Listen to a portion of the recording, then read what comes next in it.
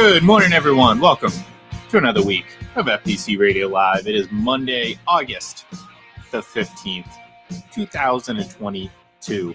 Less than a month away from the kickoff of the 2022 NFL season. This past weekend, we saw just about every team in action to open up their preseason. And John, all I can say was, as terrible of a concept that is televised preseason football, I ate up a lot of it, and it was a lot of fun. Yeah, I mean, it's just good to see it. We need as well, right, to get our viewing habits back up to norm, so that by the time we get to September 8th and the Rams are hosting the Bills, we'll be ready to go. But I gotta work that groove in the couch, Exactly. It's been a little altered over the last few months, but I got to work that thing back in there. Yeah, you got to remember where the fridge is and where you put things in the fridge and where the bathroom is and all that type of stuff, so that when you sit there for 9 or 12 straight hours on a Sunday, that you're in pretty good shape. But yeah, I mean, it's unfortunate injuries to Zach Wilson of the Jets, although it looks like he may have escaped serious injury. He'll be out 2 to 4 weeks, which probably delays him starting the season for the Jets. That's unfortunate. Deshaun Watson made his debut with Cleveland. He was 1 for 5 for 7 yards, and then before the game, I guess he apologized, but those apologies never really come through because they always seem very hollow. And now we just wait to see what's going to happen with him this week. I think that's the biggest story in the league, and what this suspension is going to be once it's increased, obviously. Yeah, and look, the latest reports, rumblings surrounding this is that its season-long suspension is still kind of what the NFL is seeking, and this is something we talked about a couple weeks ago when this suspension was announced. That I was shocked that it wasn't at least a season-long suspension. I couldn't fathom how through all of this is what you came to, was 6 games. So. I'll be interested to see if that's going to happen sooner rather than later. Because again, I mean, in just a couple weeks, we're going to be gearing up for the last preseason game, and then of course, getting ready for start of the regular season. Which, given his current suspension, he will not be starting. But the question being, is he going to be the starter come week 7 for the Cleveland Browns when they take on, I believe, the Baltimore Ravens? But it's a weird situation. Like I said it before, if I was a Cleveland Browns fan, I'd be very, very conflicted right now. It'd be very hard for me to root for Deshaun Watson, and by virtue of not rooting for Deshaun Watson, it makes it very difficult to root for your team, the Cleveland Browns. And look, they haven't all asked for it. Obviously, there's a degree of fandom that takes over in these situations. And look, I'm not saying it's just Cleveland. Any team is guilty of this in some degree. You have a player on your team that's very popular or very good at a very key position. They do something questionable or awful or whatever. You're going to find ways to justify it. I'm not saying it's right. I'm just saying it's what happens. Anyone who says otherwise hasn't looked at their own fan base, or their own fan base hasn't been involved in something like that. I'm not justifying it. I'm not saying it's okay. I'm just saying the reality of the situation is, John, there are Cleveland fans out there that are 100% behind Deshaun Watson. And if I was a Cleveland fan, if I was a Browns fan, I don't know how I'd feel about that. Well, the thing is with the Browns fans is they came back into existence in 1999, and they've never really had a quarterback anywhere near as good as Deshaun Watson. I mean, you make a case that before Deshaun Watson, that Baker Mayfield was their best quarterback. Heck, he's the only one in franchise history that won a playoff game. I'd go with Brian Hoyer. Right, yeah, I mean, it's like, it's like, well, which one of these guys is not the worst? That's how we could kind of power rank them. But yeah, I mean, they really have never had a viable quarterback. So now you trade all this draft capital, sign him to this big contract, but you did that after what already happened. Yeah. It's not like you made this trade in March and then all these allegations came out in April. I mean, you if you're the Cleveland Browns, you knew going into this that this was going to be a risky endeavor, to say the least. It may upset part of your fan base. It's going to be national news for the wrong reasons. It's not like you're following the Cleveland Browns because we think they're going to the Super Bowl, although I did last year. Yeah. But it's just a really tough situation for the fans. But the organization put themselves into this by trading for him. And again, he's very talented, and it's tough to find a really good quarterback, and he was available. You don't generally see 25-year-old quarterbacks available in the free market like that, or not free market, but you can trade for. And the case was there, and Cleveland's like, we haven't had one of these great quarterbacks, so let's go get one. Yeah, and look, that's the conflicting part, because you try to separate the athlete from, the athlete's actions in some cases. Mhm. In some instances, it's a lot harder to do than others. But like I said, this isn't unique to a Cleveland fan base. Although, you're talking about a team or a fan base that's desperate. And I don't say that insultingly. I'm just saying that, well, it's the Cleveland Browns. You're desperate for winning. I mean, it is what it is. That's not an opinion. That's not a hot take. I think that's pretty much accepted even among many of the Cleveland fan bases, or fans. But so you're going to be willing to set aside certain off the field things to further root for your team, and I think that's what's happening here. And it's like I said, I'm not saying it's unique to Cleveland, because any fan base is going to do this to some degree. You're always going to have people that, that are going to justify why this player. Well, it's like, well, he wasn't technically found guilty, or yada yada yada, so we're going to still root for him. No, look, it is what it is. But I would find it very hard for Deshaun Watson, because again, it's I don't know how many instances of, criminal misconduct, whatever you want to call it, um, how many worse instances there have been with active players. You know what I'm saying? Like, Mhm. currently in the league, I mean, you can point to the Tyreek Hill situation, maybe Kareem Hunt.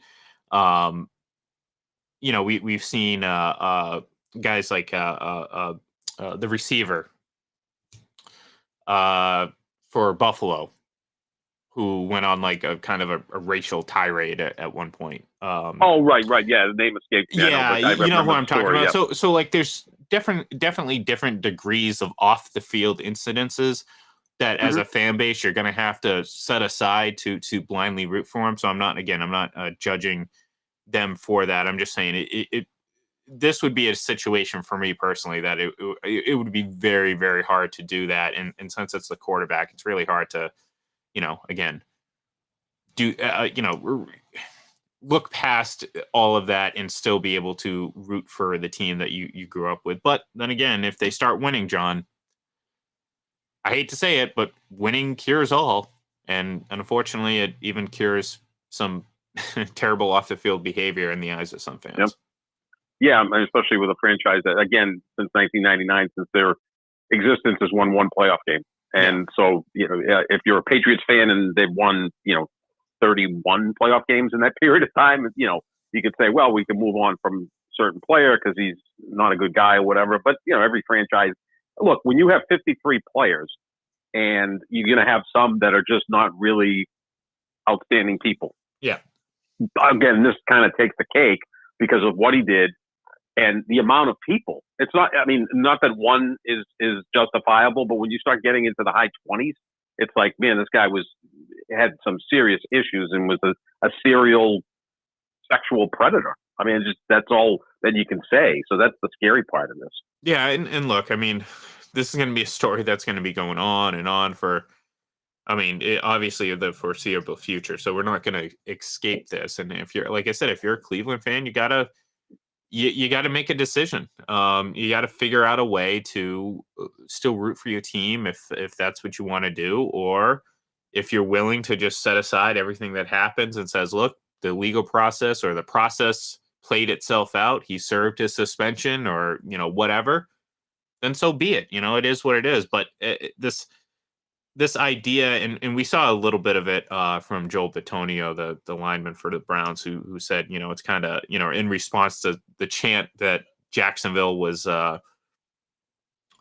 laying down on Deshaun Watson. I'm not going to repeat it here, but Mm-hmm. he kind of took this Cleveland against the world mantra, and I'm just like, not really. You know what I mean? I don't. Right. That's okay. Like, New England versus the world, or Kansas City against the world, that type of thing. Those things kind of exist in a sports realm because, you do get to a point where, like, you have more people that hate your team than cheer for it, but that's generally because you're successful, not because you have a like you said, a serial sexual predator as your Mhm. quarterback. So I don't know if the whole me against the world or Cleveland against the world mentality is necessarily appropriate in this situation. So um, again, not only fans but the players. I mean, like I'd like to you would like to believe that, oh, that this person number 54 or number 45 on a 53 man roster, he's so appalled by the actions of Deshaun Watson, but is it worth him giving up his paycheck to say, you know what, I can't play Right. with this guy? And like I said, I mean, Exactly. if you're a star player, okay, great, you're going to find a new home eventually. But that cachet probably dips out at what, not even halfway through the roster, and then the bottom half, you're good luck. You know what I mean? You might take a Mhm. moral stand, but it's not going to help you financially, and it's certainly not going to help your career because bottom line is, are you good enough? Okay, and here's the money. Are you not? Well, we'll see if you can survive the never ending cycle of being an NFL veteran. So again, it's a pretty different situation. I'm sure Cleveland won't mind the once he is suspended. Um, if it is for the season, at least they can, I guess, push this whole situation off for another year. But the reality of it is that this is always going to be hanging over their head, and so is the contract, which is massive. Yeah, it is. And again, it's $1 million this year. They built it that way so that the suspension wouldn't cost him much money at all out of his pocket. So I think the league was kind of turned off by that as well. But that's been done before. So again, kind of weigh on this thing is if it's the entire year, then this carries off to the into the off season. And does the league want that, or is the league saying at this point, again, it's out of the league's hands? You've got an arbitrator who says, okay, let's do 12 games. He comes back in late November, early December, whenever it is, and you kind of rip the Band-Aid off. You deal with it then, and then Mhm. once you get to the off season, now it's old news. I'm not sure what benefits the teams or the player. I'm not worried about the player, to be honest with you. I'm really not even worried about the team. I think the league, though, is going to be looking at how it benefits or hurts them. Yeah. Oh, absolutely. Again, for all the for all the things the NFL says it does, the reality of it is it's all about the bottom line for them. No matter the cause, no Absolutely. matter the situation, whatever they go up and say publicly is all about saving face and protecting the bottom line. So that's not necessarily just in this. This is for every situation, in my opinion. So that's not surprising whatsoever. So I do agree with you. I think there has to be a solution this week, right? I mean, Mm-hmm. it seems like you can't let this continue to drag on. This was supposed to be an expedited appeal process.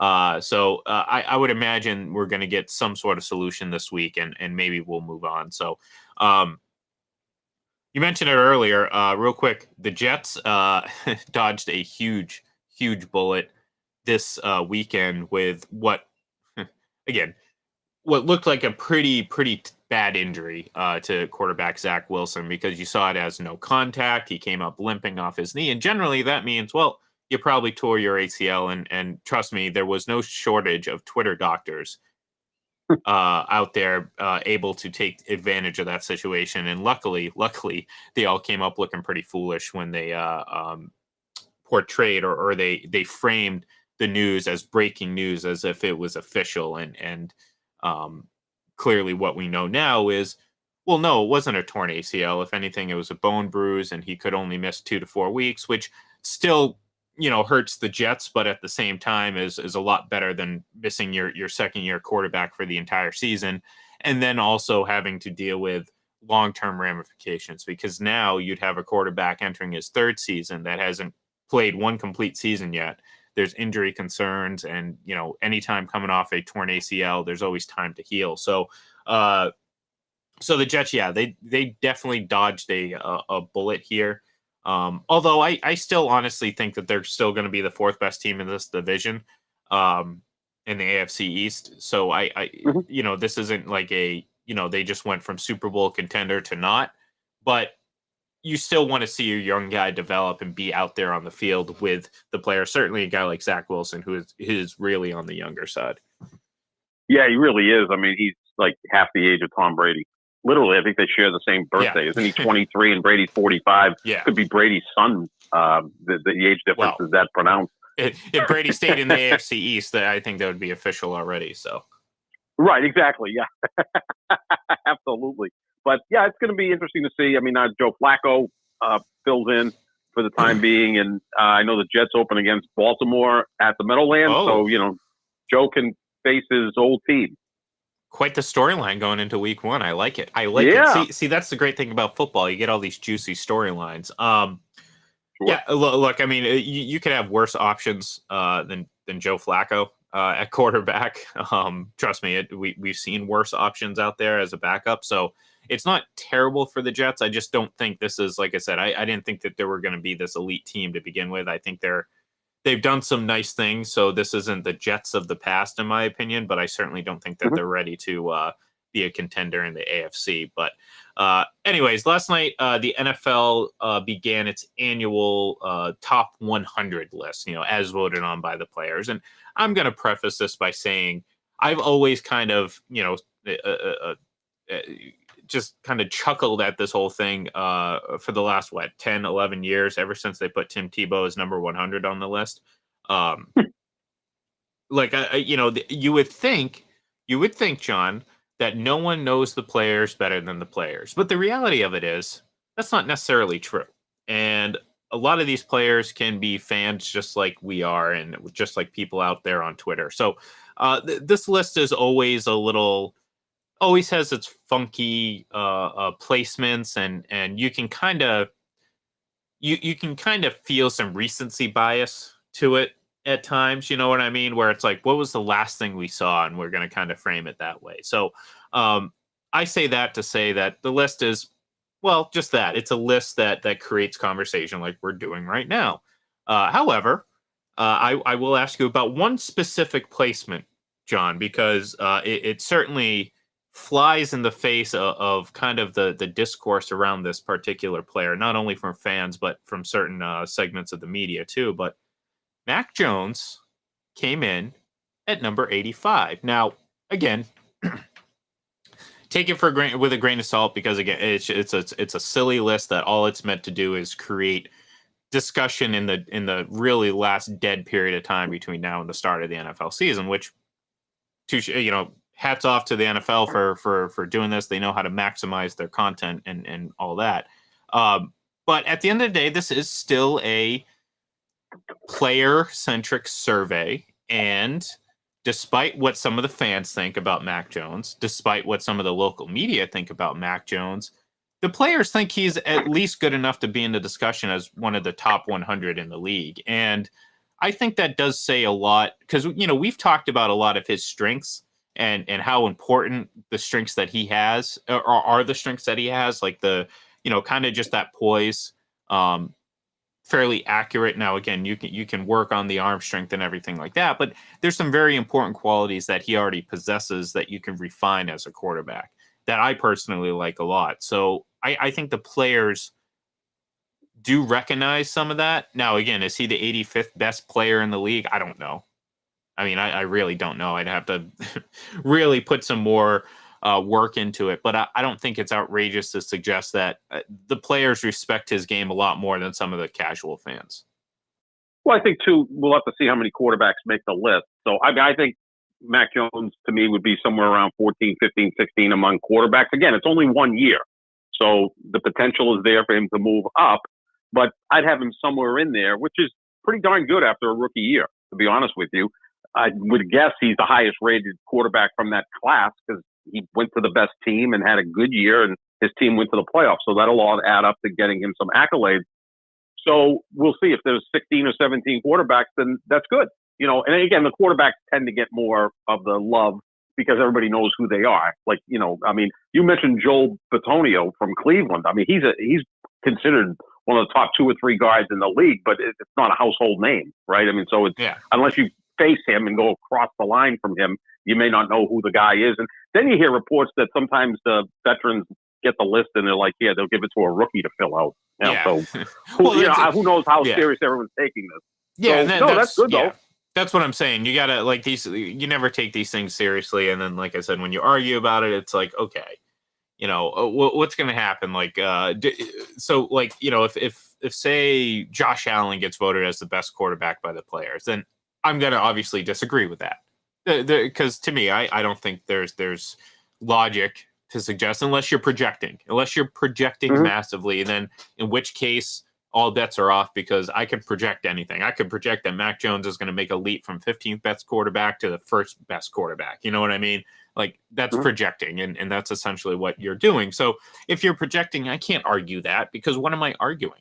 I'm arguing against your opinion, which you're entitled to. I mean, it's just because you have an opinion doesn't make you right, though. That's the problem. Right. Like that's like, if everyone realized that, I think we'd have a lot easier time having these discussions, because like, I think people unfortunately believe that if they have an opinion, they're right. Well, no, that's not the case. Like, Kyrie has an opinion that the Earth is flat. Now, he's entitled to his opinion, John. He's just wrong. That's not my opinion. That's just kind of the facts of the matter. But at the end of the day, like, I don't think, obviously this isn't set in stone. This all it does is create discussion. And if this favors one of your players, then you're going to use this list to put it in your argument. And if it doesn't, then you're going to talk about how it's kind of a joke. And I kind of fall in between, because obviously, Tom Brady's been very much benefited from this list, but rightfully so. I mean, Brady is a pretty easy guy to place in this. It's guys like Mac Jones where you don't really know, and in this case, right. I think him falling at number 85 is certainly going to create some sort of a stir or a buzz among people. I think when we finally get to the top 10, which I think is released in 2 weeks, you're going to have, I think, 4 quarterbacks will make it: Rodgers, Brady, Mahomes, and Allen in some order. I would assume 2 wide receivers make it: Cooper Kupp and Devontae Adams. So that gives you 6. T.J. Watt and Aaron Donald will be the 2 defenders that make it, and then there'll be 2 other guys. Yeah. Derrick Henry had made it last year, but he was hurt last year, so who knows if he cracks the top 10. Jonathan Taylor, maybe. Jonathan Taylor, there you go. Jonathan Taylor's a top 10 guy, and then there'll be someone else. I don't know, Jalen Ramsey's considered the best corner, but I thought he had kind of a down year last year, even though the team won the Super Bowl. But I would guess that those 9 names we put out there will probably all be in the top 10. I'd be surprised if they weren't. And it's always quarterback-centric, as it should be. Yeah, no, for sure. But, at least in this list, I mean, you get a good balance, though. I mean, we mentioned pretty much just about every tier, every position group, for the most part. Certainly on both sides of the ball. Maybe you add in Justin Tucker or something. Maybe the player's like, oh, let's vote Justin Tucker, best kicker in the game. So be it. Like I said, I mean, at the end of the day, this just is a good opportunity to discuss a list, and it's a great time killer, because we just killed 10 minutes on this, John. That's it. That's what we do. Kill time. That's a win for the NFL. Yeah, absolutely. So, we'll like I said, we'll see how this progresses. We'll see how the Deshaun Watson suspension plays out, and of course, we will brag to no end that Mac Jones, or at least I will, was number 85 on the NFL Top 100 list. Thank you, everyone, for tuning in. Be sure to tune in later. We have Full Press NFL Weekly tonight at 7. And, of course, all week we are going to have some great stuff for you. So have a great Monday. Enjoy your day. Stay dry. Stay cool. Stay sober, if that's your thing. If not, have a great afternoon and party on, folks. We'll talk to you on Wednesday.